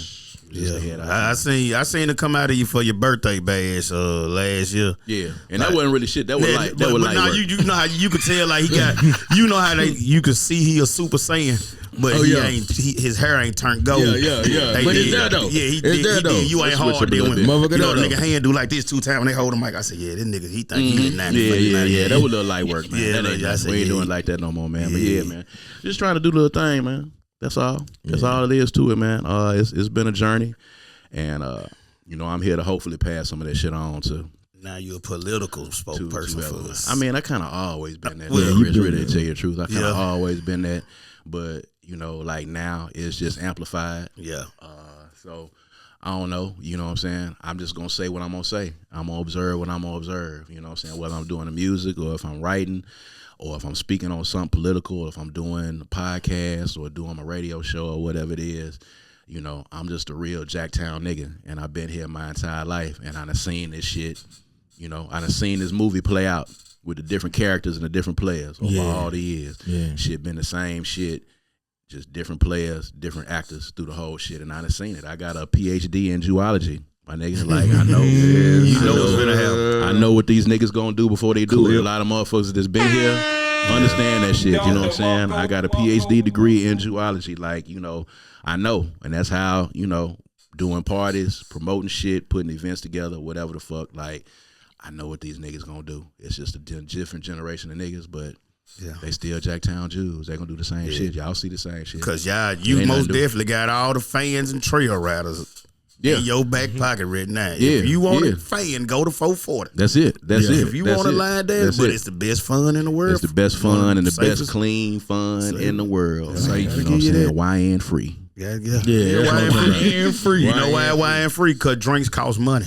That's it. The nigga don't want to go nowhere where they $20 for one. And you gotta put a shirt on. You gotta put a shirt on. Put a shirt on. And take that damn ski mask off. It's 85 degrees Take that out here. off, my nigga. That's crazy. But look, to digress from that though, of course you got Jackson and the Music Week coming up. Yes, sir. It's coming up real soon, man. Kind of give us we know the backstory, but kind of give the people the backstory. How it got started, or why you started it, and what the vision is for. So I started Jackson and Music Week because I had performed at South by Southwest. Okay. And I had been to A3C. I don't know if people really know about A3C in Atlanta. And I had been to these places and performed at these festivals. And I was telling Kenyon the same thing when I was on the other podcast. Like, these niggas is not better than us.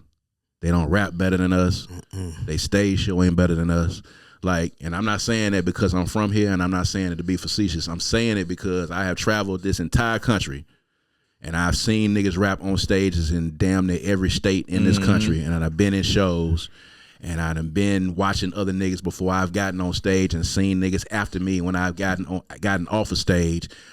These niggas can't rap better than we rap. Talk your shit. We rap better than they do. Our stage show is better than they stage show. Our motherfucking swagger and our aura is much, much better than these niggas. They not any smarter than we are.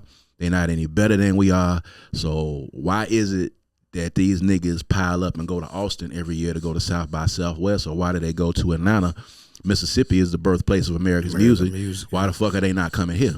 So I've always been arrogant in that sense. Whenever I've gone out and been on stages with other people, to let them know that I'm from Mississippi and let them know that I'm finna wrap your ass under a motherfucking table. We finna do this show and we gonna motherfucking outperform your ass at the end of the day. And this shit has actually happened. This is not some shit that we are making up.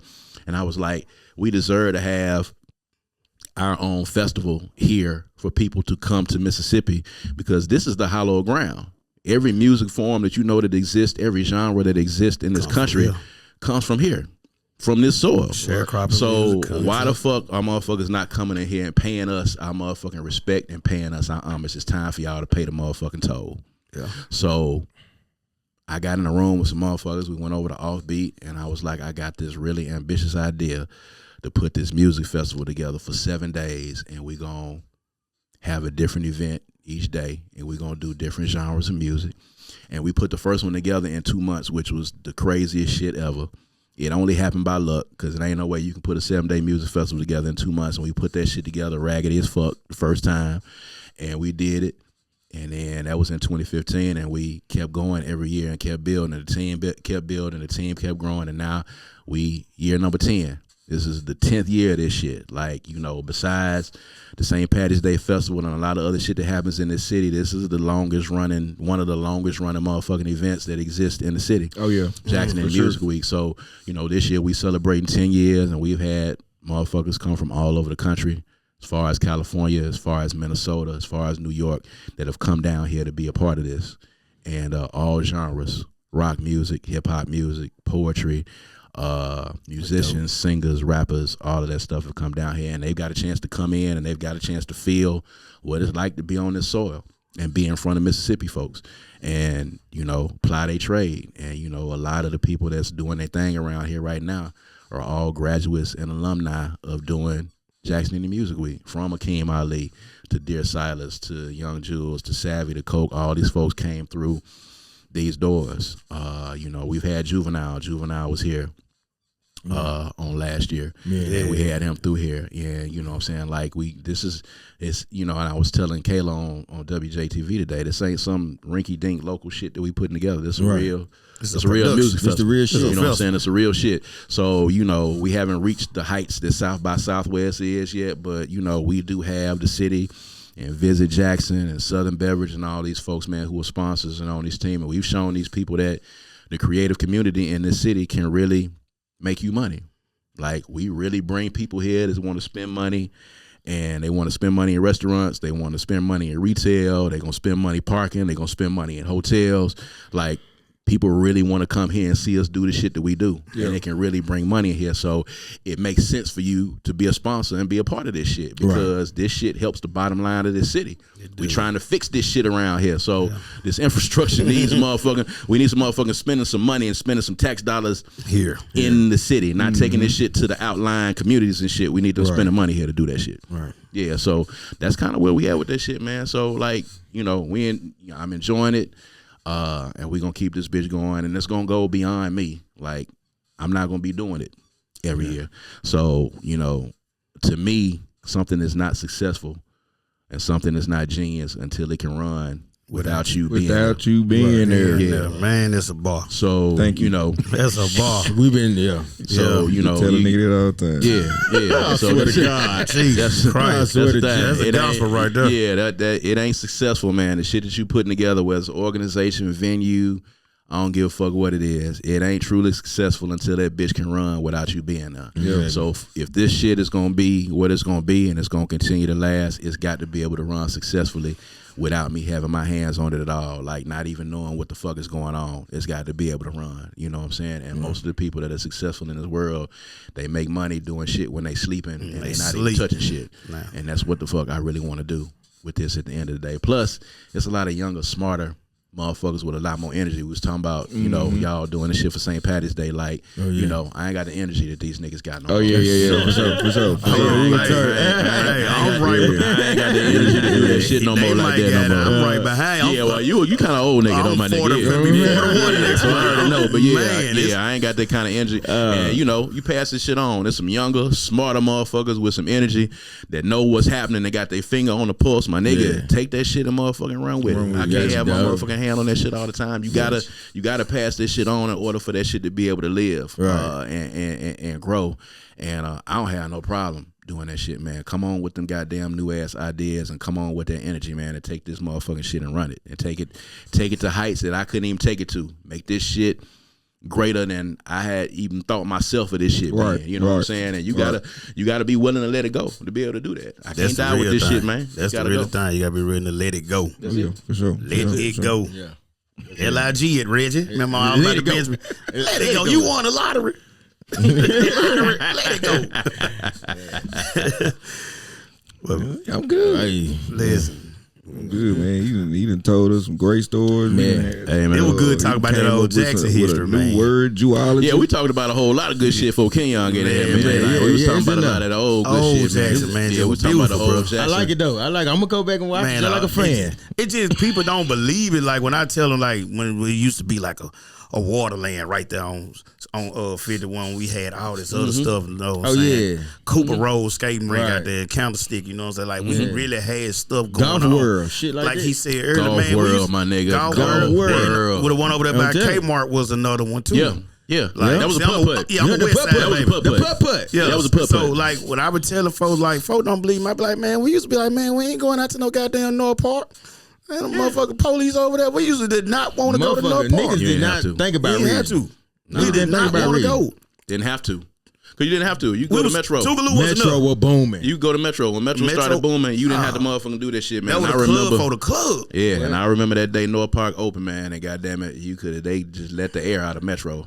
That shit just like, like a goddamn. Cause niggas shot their ass out there, and then that was it. It was over. It was the same way with Jackson Mall though. When Metro Center came, Jackson, they could have closed that bitch up the next day when the Metro Center, when the Metro Center opened up, my nigga, like niggas motherfucking. Only thing I remember going out there for was Morrison's, but then they put another one in another one over in the Metro. I remember going to Morrison's cafeteria, man. I wasn't even really fucking with Piccadilly like that. Like we was going to Morrison's. We was going to motherfucking Po Folk. Man, when I be telling folks this stuff, like I got a good memory of Fun Jackson. I used to have to sing at Christmas in the middle of the mall. We had the choir like from Isabel. No doubt, right on that motherfucking stage. We was on that motherfucker too. Man, like even the movie theater that was connected to Piggly Wiggly and shit. Metro had the little bras that was gay for girls. Gay for girls we had. I will put Smith to your dome like Hancock. Shout out my nigga Red, get the money we chose. Split the profit, the only thing Red Sea like Moses. D-rap nigga face mob and posing. About to start it.